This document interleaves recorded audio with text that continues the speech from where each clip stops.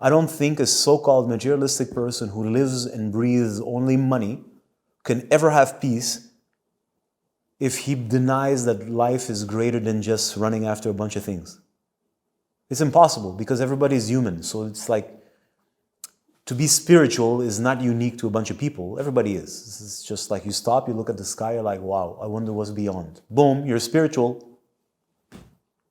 What's out? You look up in the sky. If it wasn't for Discovery Channel and A&E and all this fucking rubbish that sells you all this alien crap, if you were just a normal person like a kid, my generation kids, no TV, or no, not as big as today, you just look and then you'd say, you hang out with your friends, you're eating one of those straws, and you're like, yo, have you ever thought what's there? And then you have a conversation. It's just natural. It's not, I had lots of conversations like that with my buddies, even when we were the dumbest morons.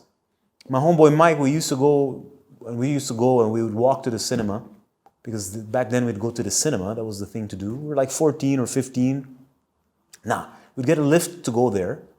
Whoever was dropping us off would drop us off quite away from the cinema, so we didn't seem to be driven, because it's not cool. Then we go to the cinema, waste our time, pretend that we're going to pick up girls, and then we had nothing to do, right? Let's say we went to the cinema at 7, it's like 9:30, we have nothing to do. So we'd walk home. It's an hour and a half walk, right? We live in the suburbs, everything is far. So we'd walk. So as first we talk, how's your day, and then of course we talk about girls, and at some point we'd have these funny conversations, like, do you ever wonder, like, how's your body walking? Like, look at it, it's just walking. What makes it walk?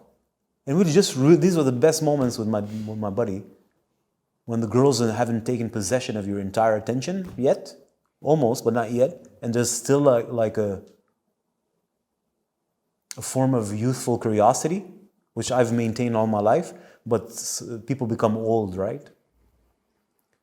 So we'd had these moments. So this was natural, and we were as superficial can be. Like there was nothing. We're just normal guys hanging out, having a conversation. When we used to go snowboarding, we'd do the same thing. We're like 14, 15, maximum 16. We snowboard the whole day. We're exhausted. We've done our show-offs, and it's the end of the day, and we hang out on the slope at the top, just sit there, right? And we hang out, have a conversation. Like, we've laughed at each other all day. It's over. That's out of the system. We've tried to impress girls. That's out of the system. When all that junk is out of the system, we just hang out and have conversations. And all of us are from religious background, so we talk about these things and it open up to other things. And this is totally natural. So you mean to tell me that a so-called materialistic person doesn't have that inside of them? Of course they do. They just hide in their so-called materialism, trying to avoid looking at the scope of life because it intimidates them. Because it is intimidating.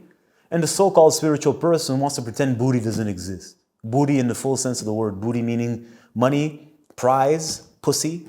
No, it doesn't exist. I'm like, what are you talking about? Like, are you mean to tell me that when you look at that Porsche, it doesn't turn you on? I like Porsches. The 911 Turbos, I find them a very beautiful automobile. I think it's one of the coolest things.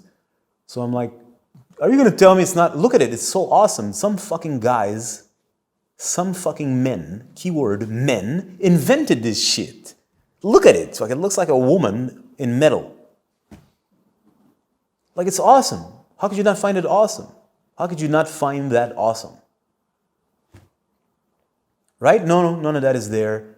I'm like, no, it's awesome. Even in the material world, in its madness and its corruption, when you zoom out a little bit and you just see how it is, it's absolutely divinely brilliant. You mean to tell me you just want to pretend that it's not there because it makes you uncomfortable? How could you live a full life pretending it's not there?